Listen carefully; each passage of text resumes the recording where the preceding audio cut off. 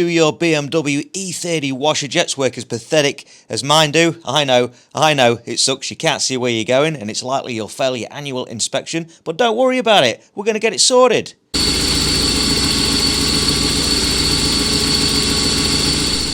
Alright guys, M-Tech Guy here, and today we're taking another look at the E30. I've been having a bit of trouble with the washer jets on this one, they're pretty weak. It is something that came up on the pre-purchase inspection, and it is something that bugged me on the drive down here. I was almost reluctant to use the wipers on that long drive back from Auckland because it was just not really clearing the windscreen, just smearing it a wee bit. So this is something that we need to address. So what I'll do is I'll run through a few easy steps that you can take that in most cases will get your washer jets working properly.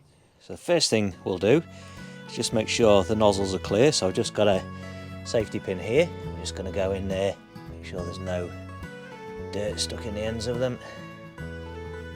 We clean out without moving them.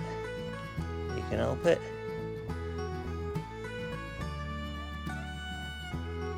And once we got them flowing nicely, we can then double check the adjustment.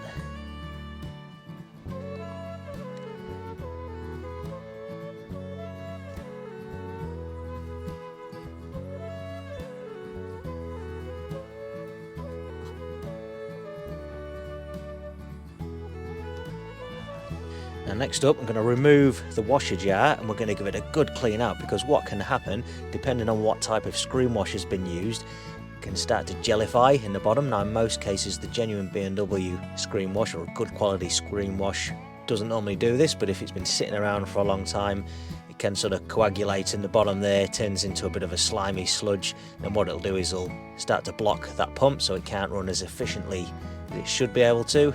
So what I'll do is I'll remove the reservoir, we'll drain all this old liquid out, it just looks like clear water anyway, and then we'll give it a good clean out.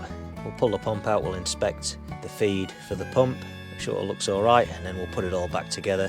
What I'm also going to do while the hose is popped off the pump, what I'll do is I'll force some compressed air through there just to make sure that clears the whole system through. I don't have an air compressor unfortunately, but I do have a small little tyre inflator with a little cone nozzle. This is the type of thing you'd use to inflate a football. So what I'll do is I'll hook it up to that, it's a little battery operated one.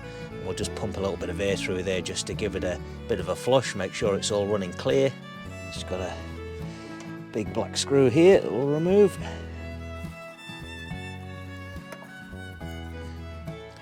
Disconnect the line here and get ready for it all to splash out.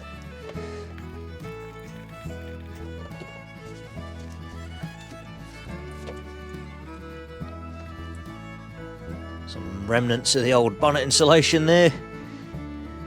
It's got a wee air compressor here, so we'll just hook it up into the nozzle there. Then we're going to have to hold that. We'll start her up and see if we can fire some air through there.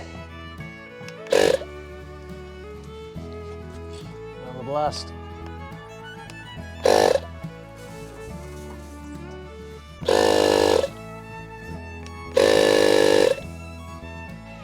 Right, I shall first go and empty this out first.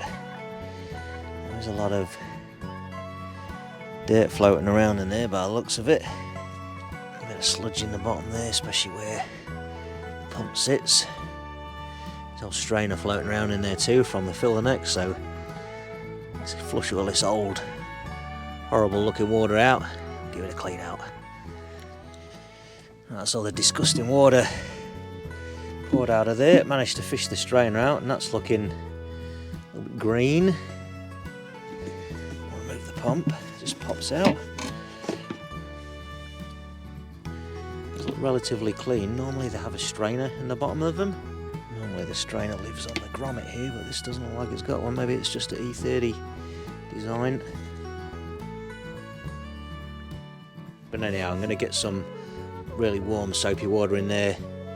See if I can't give it a bit of a clear out. A lot of muck. You see it there in the bottom there. So I'll pop the pump back in for now just to plug the hole, but then I'll pull it out again just to give it a flush out before we refit it. So I've got a cup of boiling water that's just cooled slightly. Pour that in there and then we'll top it up with some fresh water, fresh cold water. Bit of dishwashing liquid. Right, so now I'm going to top that up with some fresh water out the hose. I'll give it a good swill about. I'm going to try and get in there with a wee brush just to give it a bit of an agitation. I'll try and clear as much of that old residue and sludge as we can. Right, so a good clean out inside. It's looking a lot better in there now. There's still a couple of bits and pieces just stuck to the inside of the walls there, but I've got 90% of it out there now, so that'll do. Really, this thing's 35 years old, so I would like to replace it with a new one at some point, but let's just do one job at a time. We'll just get everything working at this stage. So I've got the mesh filter retrieved, but I don't think that's going to sit in there. It's just going to go right through again, so we'll leave that out for now. You can reinstall the pump now. I don't know if you noticed, but the wiring to this pump in the engine bay there looks like a bit of a horror show. It's been chopped and changed. It's got different connectors on the top. I think I know why now, because this one's got the flat blade connectors inside the connection there. This is for the later style BMWs. The E30 ones had a round connector, so they've obviously chopped and changed the connectors just to be able to get this thing working. And to be fair, them original round connectors, they do deteriorate over time and just break up and fall to pieces. So we might get all that updated a bit later, but for now, let's just get this thing working and we'll deal with that later on.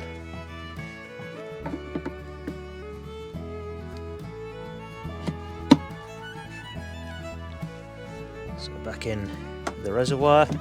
Yeah, I'd like to replace this at some point, give this whole area a good clean up, new pump, new connections, but that's a problem for another day. Let's put the hose back on the pump there.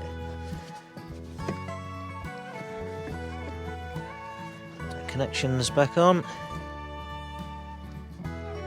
Correct. Look at this mess. Look at the state of it.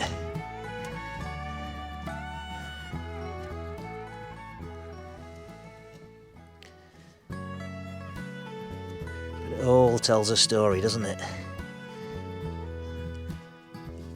Back on with a big plastic nut.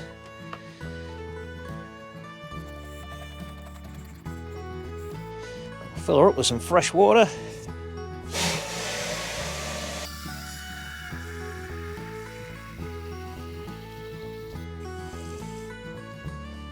Then to finish off, we'll give it a top up with some genuine BMW washer fluid. This one's got the antifreeze in, super hard to get hold of. Here in New Zealand, this stuff, I had to import it. We do get freezing temperatures or frosty temperatures in the winter time, so give it a bit of this stuff.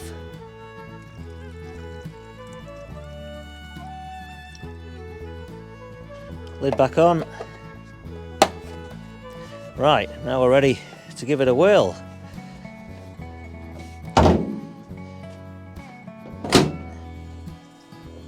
Give it a good prime. Got all the air through there. Now they seem to be spraying much better. Just need a bit of adjustment by the looks of it.